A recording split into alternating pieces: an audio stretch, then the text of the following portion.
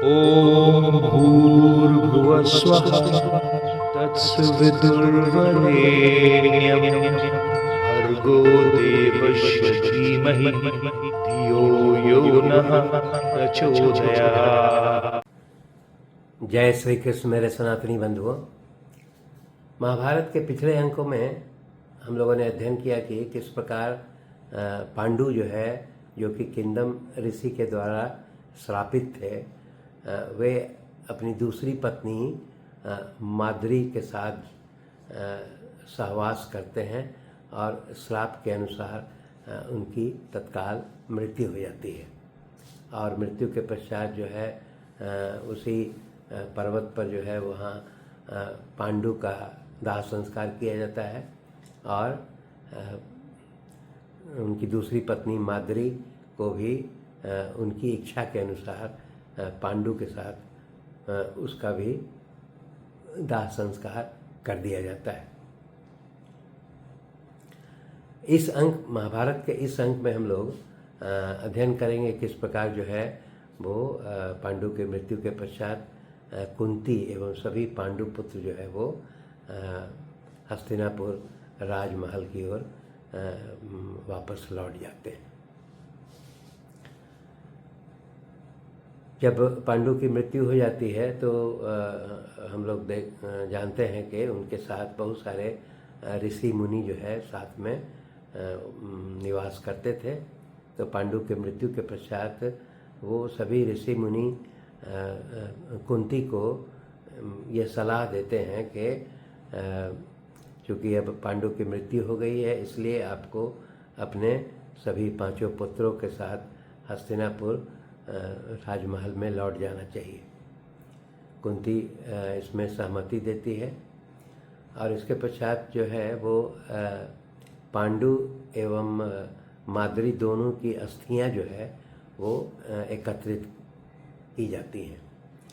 दोनों की अस्थियां एकत्रित कर ली जाती हैं। उसके पश्चात कुंती और पांचों पांडु पुत्रों के साथ कुछ ऋषिगण जो है वो हस्तिनापुर की ओर प्रस्थान करते हैं।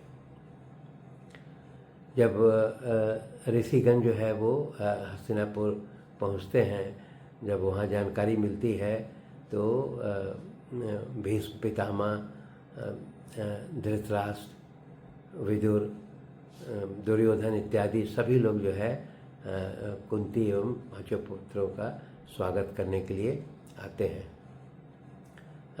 राजमहल में जो स्त्रियां हैं, माता सत्यवती, अंबिका, अंबालिका, गंधारी और इत्यादि बहुत सारी जो राजमहल की स्त्रियां हैं वो भी कुंती का एवं पांचों पांडवों का स्वागत करने के लिए आते हैं।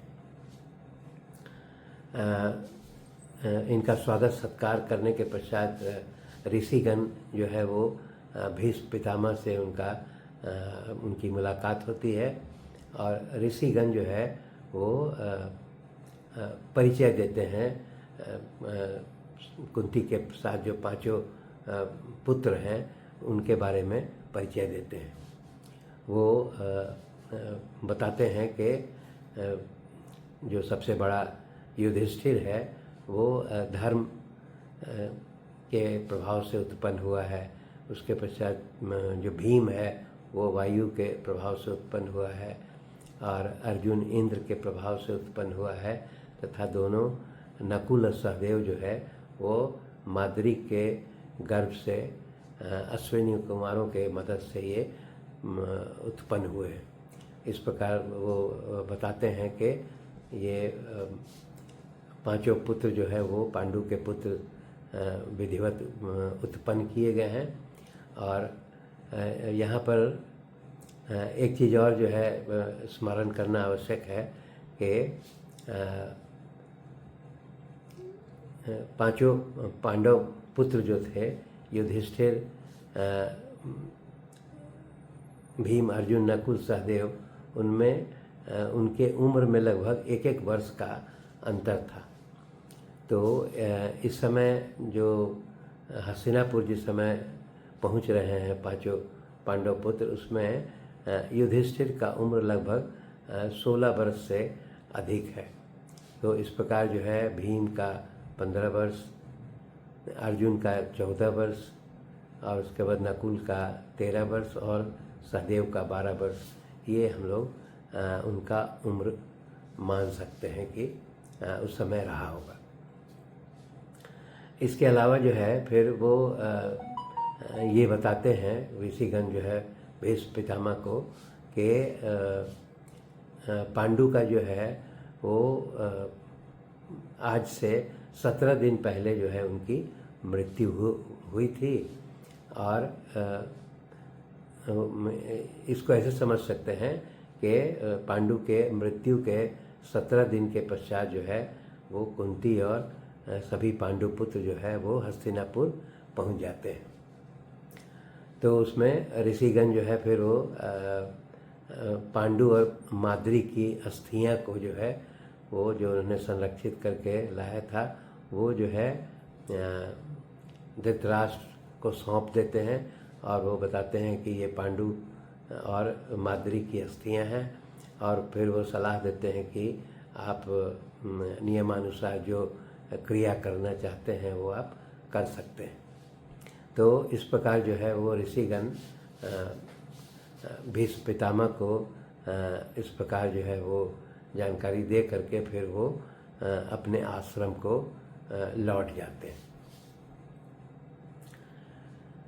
ऋषियों के लौट जाने के बाद युधिष्ठिर जो है वो विदुर को आदेश देते हैं कि ये जो पांडु और माद्री की जो प्राप्त अस्थियां हैं इसका विधिवत जो है वो श्राद्ध कर्म किया जाए।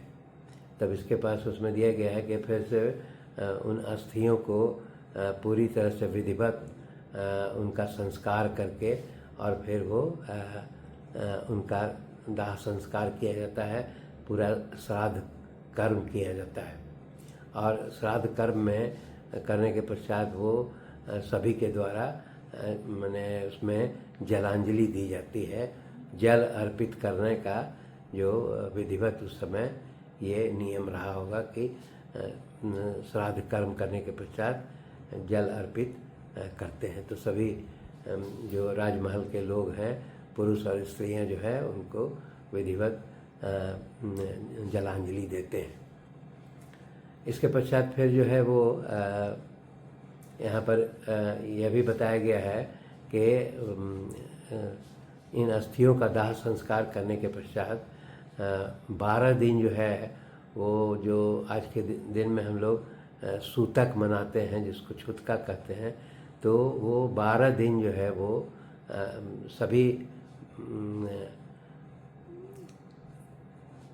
सभी जो भीष्म पितामह, धृतराष्ट्र या सभी जो कौरव वंश के लोग जो थे वे राजमहल से बाहर रह करके 12 दिन भूमि पर शयन करके और वो सूतक का अवधि को व्यतीत करते हैं।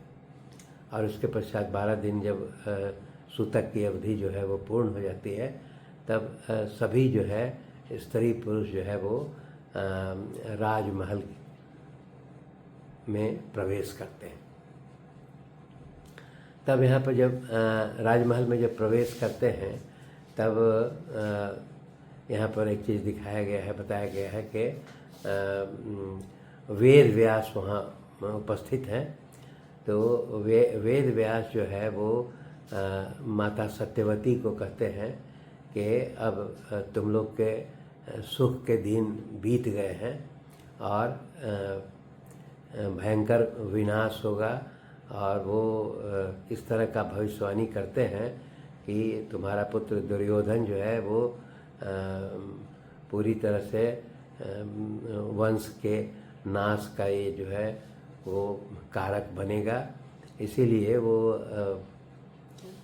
माता सत्यवती को यह सलाह देते हैं कि अब तुम जो है ये राजमहल छोड़ दो और वन में जा कर के निवास करो।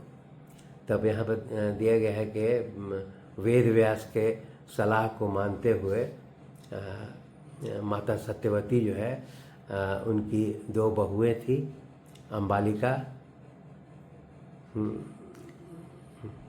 अंबिका और अंबालिका। दो बहुएं जो थी जो और माता सत्यवती जो है वो तीनों जो है विचार करती हैं वेद व्यास के सलाह को मानते हुए कि अब जो है यहाँ सुख के दिन बीत गए हैं और आने वाला समय जो है बहुत भयंकर होगा। इसलिए वो माता सत्यवती अपने दोनों बहुओं के साथ जो है वो राजमहल को छोड़ देती हैं और वन में निवास करने के लिए चली जाती हैं, जहाँ पर वो वन में निवास करते हुए और फिर वो स्वर्ग की ओर